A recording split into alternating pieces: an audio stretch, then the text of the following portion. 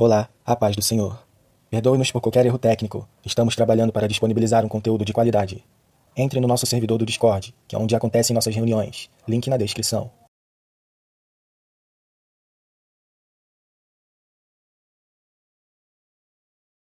O tema da pregação que eu vou trazer hoje é como ter comunhão com Deus. Eu vou falar primeiro para vocês o significado de comunhão. Duas pessoas me ajudaram a fazer essa pregação. Então, comunhão significa ter união, paz e compartilhar com alguém. Quando duas ou mais pessoas fazem coisas juntas em harmonia, estão em comunhão. A vontade de Deus é que vivemos em comunhão com Ele e um com os outros. Comunhão é ter coisas em comum, significa partilhar experiências e viver em união. Todos nós somos seres sociais e precisamos de comunhão para sermos completos. Ninguém consegue viver completamente sozinho. Às vezes você pode achar, eu sou muito bem sozinho, eu consigo me virar sozinho, eu não preciso de ninguém. Porque muitas pessoas que acabam tendo ego alto ficam falando isso. Eu vou expor mesmo, porque ninguém da minha sala tá nesse servidor agora. Não, tô brincando. É, tem uma menina da minha sala que o ego dela é tão alto, que ela faz questão de destruir a vida de outras pessoas para que ela pode ficar em cima. Ela fica, eu não preciso de vocês. Não sei o que, não sei o que. Começa a esculhachar todos e todos. Eu fico impressionada como o ego dela é alto e como ela não tem empatia com ninguém. Ela fica se achando, ela fica achando que ela consegue ser muito bem sozinha, que ela consegue ser muito bem sem ter amigos, mas ela provou um pouquinho de não ter amigos, de como é viver sozinha na escola. Porque nesse final de ano, as duas únicas amigas que aguentavam ela, que aguentavam esse ego grande dela, se afastaram dela. Porque eu já não tava aguentando mais. E ela provou um pouquinho do que é ser sozinha, que não dá pra ficar com esse pensamento, com esse ego alto. O ego já não é de Deus. Porque o ego é literalmente empoderamento. Empoderamento de si mesmo. Como é que eu posso explicar? Então, o ego já não acaba sendo uma coisa de Deus. Imagina uma pessoa que tem um ego alto. Misericórdia, não.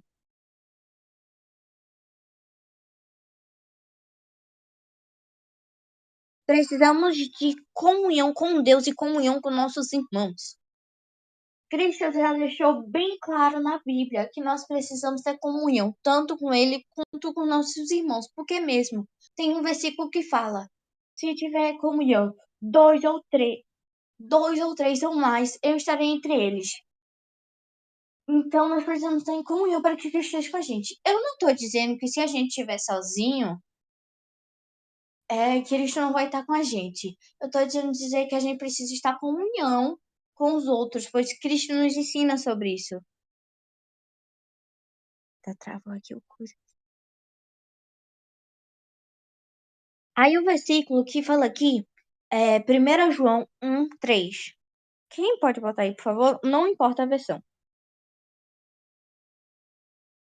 Eu vou ler aqui. E nos dele proclamação o que vimos e ouvimos, para que vocês também tenham comunhão conosco. Nossa comunhão é com o Pai e com seu Filho Jesus Cristo. Eu citei aqui, nós precisamos ter comunhão com nossos irmãos. É esse mesmo, Aninha. É esse mesmo. Nós precisamos ter comunhão com nossos irmãos e também precisamos ter comunhão com Cristo. E com Cristo Pai e com Cristo Filho. Nós precisamos ter comunhão com nossos irmãos, que é uma coisa muito importante. Lá em Mateus fala, que como botaram aí. Mas nós precisamos ter comunhão principalmente com Cristo. Porque se você tiver comunhão com Cristo, você vai poder vencer qualquer coisa. Eu não tô dizendo que se você tiver comunhão com Cristo, você não vai ter batalha, você não vai ter, você não vai ter tribulações, você não vai ter guerras. Você vai sim, principalmente se você tiver comunhão com Cristo, porque aí sim que o capeta vai bater na sua porta, vai tentar fazer você desanimar, vai tentar você ficar ali noite e dia chorando no chão do seu quarto. Eu já passei por isso. Eu me lembro muito bem que eu passava noite e dia no chão do meu quarto, chorando, chorando, chorando, pensando que minha vida não tinha rumo, tudinho, mas sendo que antes eu tinha uma comunhão com Deus tão incrível, tão incrível. Eu tinha uma comunhão com Deus tão incrível, mas infelizmente o capeta ele tenta atingir principalmente essas pessoas. Porque o capeta não quer a gente com comunhão com Cristo, não. Quer a gente afastado dele, quer a gente afastado de Cristo. A comunhão com Deus é essencial em nossa vida. Deus nos ensinou para que temos comunhão com Ele, mas o pecado nos separou de Deus, destruindo nosso relacionamento com Ele. Desde o jardim do Éden, quando Adão e Eva foram expulsos, infelizmente, foi ali que o ser humano e Deus foram separados. Foi ali que Deus, infelizmente, teve que se separar dos seus filhos, porque eles fizeram uma coisa que ele não, que assim, ele não é que ele não permitiu, que ele orientou para que eles não fizessem e eles fizeram. Infelizmente, isso trouxe consequências. As consequências foi a expulsão do Jardim do Éden, sofrimento na terra e o pecado. Infelizmente, por aquela atitudezinha deles, acabou entrando para cada mundo que acabou nos separando totalmente de Deus. Mesmo se você vê Jerusalém, eu vou pegar aqui o exemplo de Jerusalém. Por causa do pecado, eles não viam Jesus como Messias. Eles já achavam que Jesus, tipo, nos termos de hoje em dia, Jesus era um fariseu. Porque os fariseus naquela época eles eram bons. Mas hoje em dia não. Né? Eles achavam que Jesus, pra gente hoje em dia, seria um fariseu, um herege, igual como alguns falam. E Jesus seria um herege. Porque não é possível que o Filho de Deus, que do nada chega alguém que fala que é o Filho de Deus, sei o que, não sei o que. Eles estavam tão cegos pelo pecado que eles não conseguiam ver.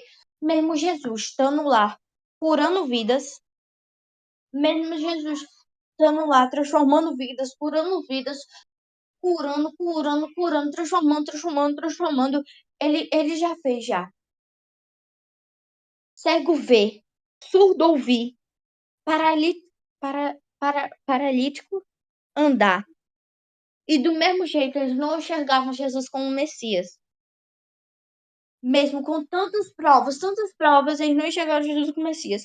Para vocês terem noção, os fariseus criminalizaram Jesus porque Jesus, ele curou alguém no templo. Porque no, os judeus, eles separam o sábado, eles ainda vivem a lei de Moisés. Então, eles separam o sábado para só adorar a Deus. Eu sei que os adventistas também, eu não julgo, mas eu estou citando aqui o exemplo da Bíblia. Os fariseus negaram, como é que eu posso dizer, negaram? Eles começaram a criminalizar Jesus por Jesus ter curado uma mulher no sábado. Tem uma coisa que eu aprendi com o meu pastor, que os fariseus eles começaram a pregar a verdade com Jesus. Começaram a falar das leis de Moisés, tudo, mas sendo que Jesus ele é a lei de Moisés. Jesus é a lei de Moisés. Eles começaram a pregar a verdade com verdade, mas eles esqueceram de uma coisa: o amor. Se mesmo, eu vou citar o meu exemplo. Na minha antiga pregação, eu preguei a verdade com verdade. Certo, isso é bom, mas eu esqueci do amor. Eu parecia aquela pessoa grossa, eu parecia aquela pessoa rígida. Eu percebi depois que saí do YouTube. Mas eu também não posso usar muito amor. Eu preciso equilibrar. igual como uma ave, ela precisa das duas asas para voar. Tanto a verdade. E a gente seria essa ave, que é a verdade e o amor. A gente precisa se equilibrar. Agora, somente através de Jesus podemos voltar a ter comunhão com Deus. Por causa do pecado do primeiro homem, por causa do pecado lá do primeiro homem, da primeira mulher, nós só conseguimos ter comunhão com Deus pelo sangue dele, pelo sangue do filho dele. Nós agora só conseguimos ter comunhão com Deus através de quem? Jesus. Ninguém vem ao Pai a não ser por mim. Fala lá em João. Eu não sei o versículo de cabeça. Eu sei que é em João que fala: ninguém vai ao Pai a não ser por mim. Ninguém tem comunhão com Deus a não ser por Jesus, a não ser pelo Espírito Santo. Ninguém consegue ter comunhão com Deus sem ter comunhão com eles primeiro. Você não consegue ter comunhão. Só através de Jesus que nós conseguimos voltar a ter comunhão com Deus. E o versículo que cita aqui é 2 Coríntios 5, do 17 ao 19.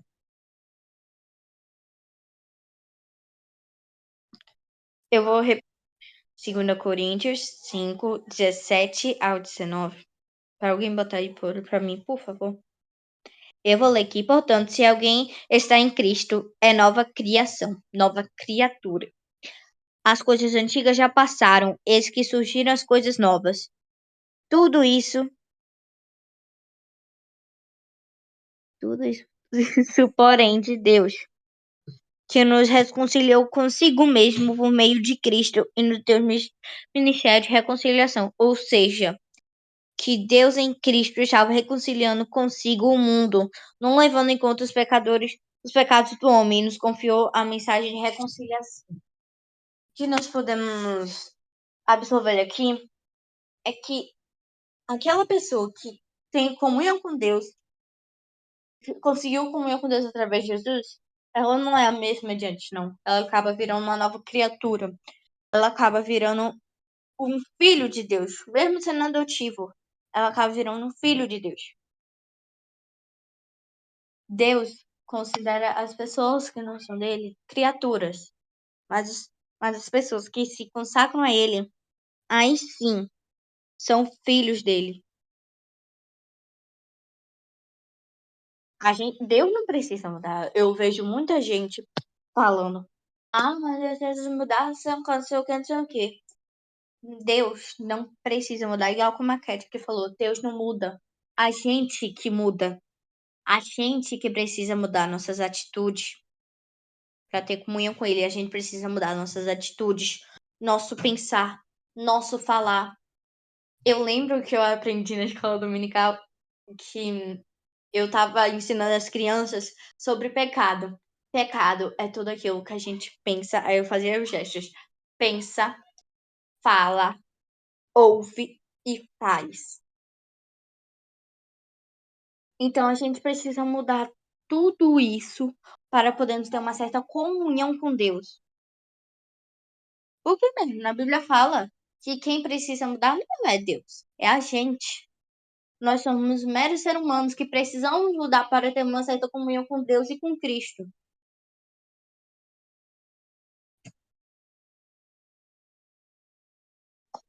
Quando cremos em Jesus como nosso Salvador e dedicamos a nossa vida a Ele, nossa comunhão com Deus é restaurada. Percebemos o perdão de nossos pecados e Deus passa a morar dentro de nós. O Espírito Santo passa a morar dentro de nós.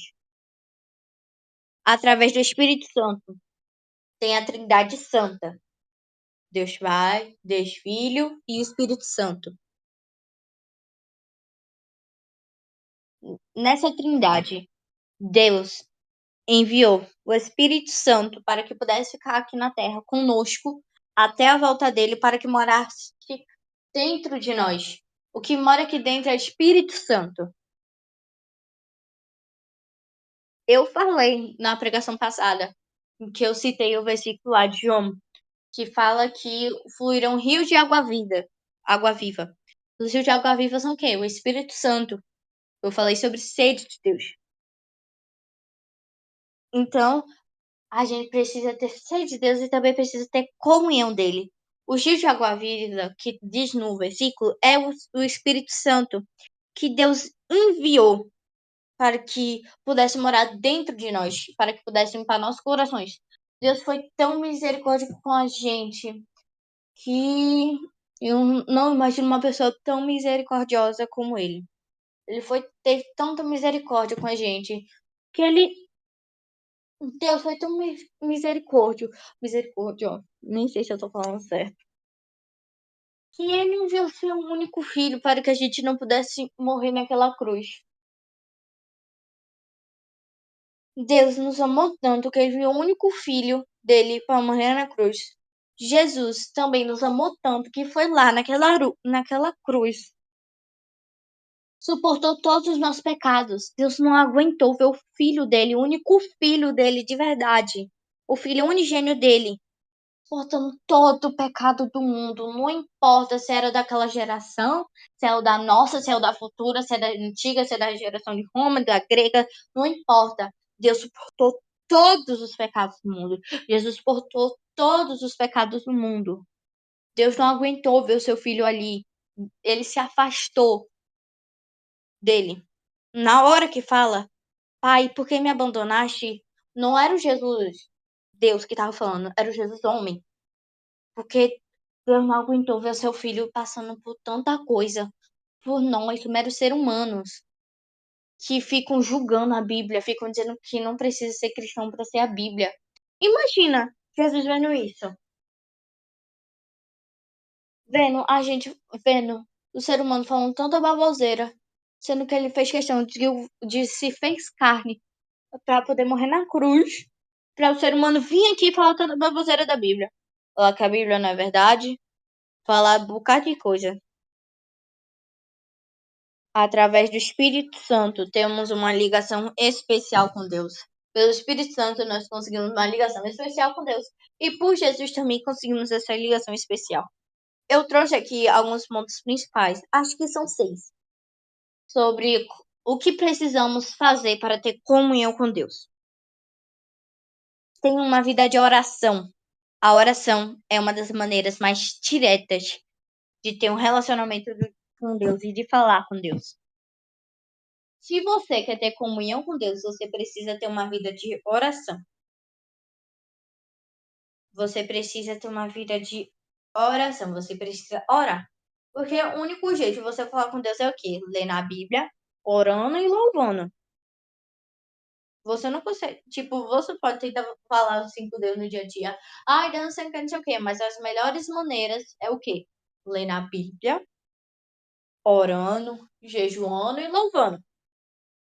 Então, para que você tivesse uma maneira mais direta, uma proximidade com Deus, você precisa orar. Você precisa ter, você precisa ter comunhão com Deus. Você precisa ter uma vida de oração. Arrepende-se dos seus maus caminhos. Os maus caminhos são, no caso, nossos pecados.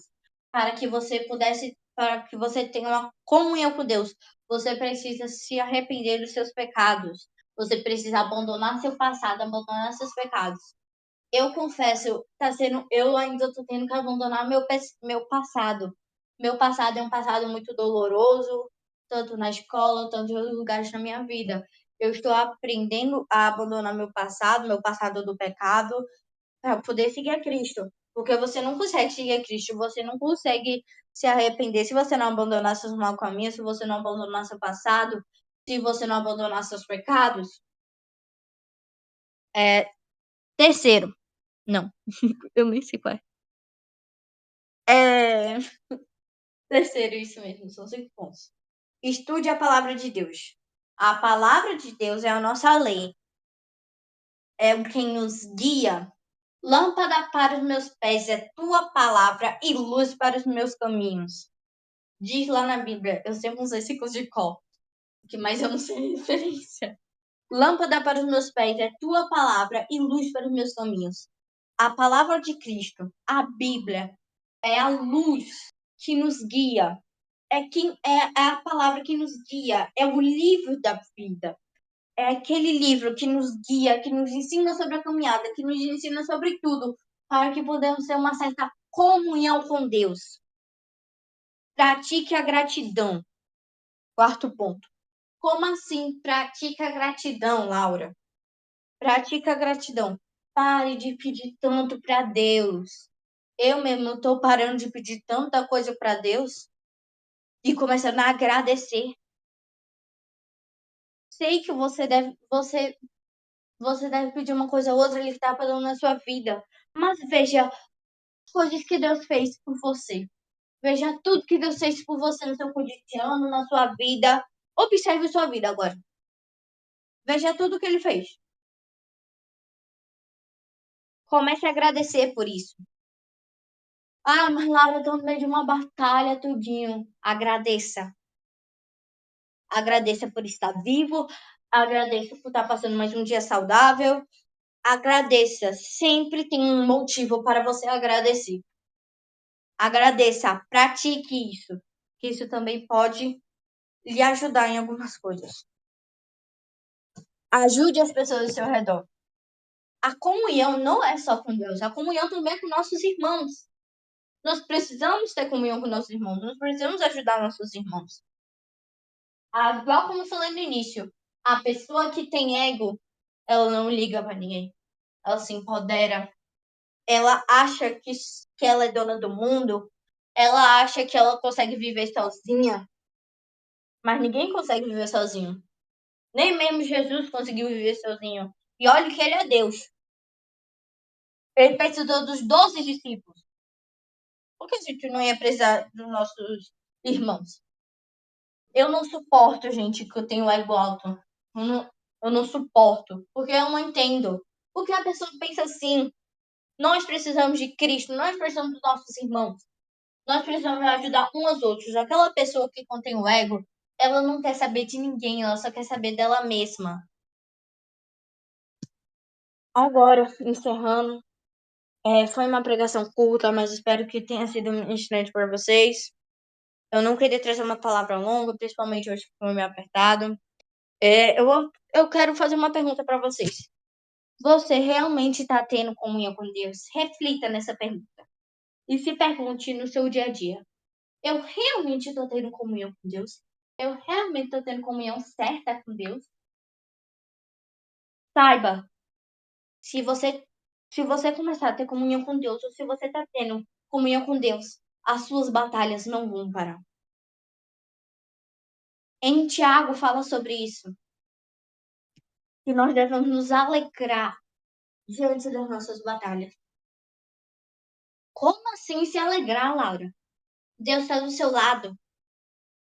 Deus é o príncipe da paz. Ele vai lhe dar a paz. Mas ele também estará lhe testando para saber se você realmente confia nele. A maioria das tribulações, batalhas, Deus nos testando para ver se nós confiamos realmente nele. Se você tiver comunhão com Deus, saiba que você é a pessoa que tem mais possibilidade de ter tribulação. A pessoa que tem mais possibilidade de ter batalhas. Pela questão que, além de Deus estar lhe testando, o diabo vai lhe testar. O diabo testou Jesus durante os 40 dias dele no deserto. O diabo vai, porque Jesus estava lá fazendo jejum, tudo. O diabo vai lhe testar. Não importa se você tem a maior comunhão com Deus possível. O diabo vai lhe testar para tentar tirar essa comunhão de você. Então, seja forte. Faça lá seu devocional todo dia. Vai lá, se agarre, Deus, chore, chore na presença dele, chore, chore, se derrame. Mas tenha comunhão com ele. Tenha comunhão com Deus. Qual é o conselho que eu posso dar para vocês?